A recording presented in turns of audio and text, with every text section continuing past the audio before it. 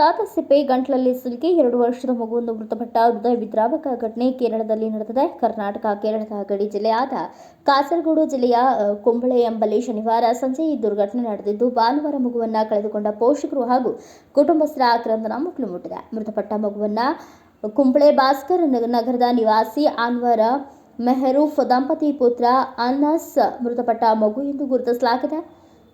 ಪೈಸಾವನ್ನ ತಿನ್ನುತ್ತಿದ್ದಾಗ ಸಿಪ್ಪೆ ಗಂಟಲಲ್ಲಿ ಸಿಲುಕಿದ್ದು ಮನೆಯವರು ಸಿಪ್ಪೆಯ ಒಂದು ತುಂಡನ್ನು ಹೊರತೆಗೆದಿದ್ದರು. ಬಳಿಕ ಬಾಲಕನನ್ನು ಆಸ್ಪತ್ರೆಗೆ ಕೊಂಡೊಯ್ಯಲಾಯಿತು. ವೈದ್ಯರು ತಪಾಸಣೆ ನಡೆಸಿದಾಗ ಗಂಟಲಲ್ಲಿ ಯಾವುದೇ ವಸ್ತುಗಳು ಸಿಲುಕಿಲ್ಲ ಎಂದು ತಿಳಿಸಿದ್ದರಿಂದ ಮನೆ ಕರೆದುಕೊಂಡು ಬರಲಾಗಿತ್ತು ಎಂದು ತಿಳಿದುಬಂದಿದೆ. ಆದರೆ ಆದಿತ್ಯವಾರ ಬೆಳಗ್ಗೆ ಬಾಲಕನಿಗೆ ಉಸಿರಾಟದ ತೊಂದರೆ ಉಂಟಾಗಿದೆ. ಕೂಡಲೇ ಆಸ್ಪತ್ರೆಗೆ ಕರೆದೊಯ್ದು ಜೀವ ಉಳಿಸಲಾಗಲಿಲ್ಲ.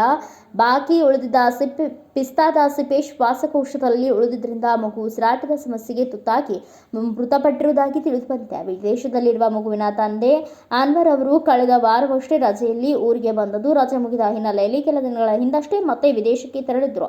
ಸದ್ಯ ಮಗುವಿನ ಸಾವಿನ ಸುದ್ದಿ ತಿಳಿದು ತಂದೆ ಊರಿಗೆ ಮರಳಿದ್ದಾರೆ ಎಂದು ಕುಟುಂಬದ ಮೂಲಗಳು ಮಾಹಿತಿ ನೀಡಿವೆ.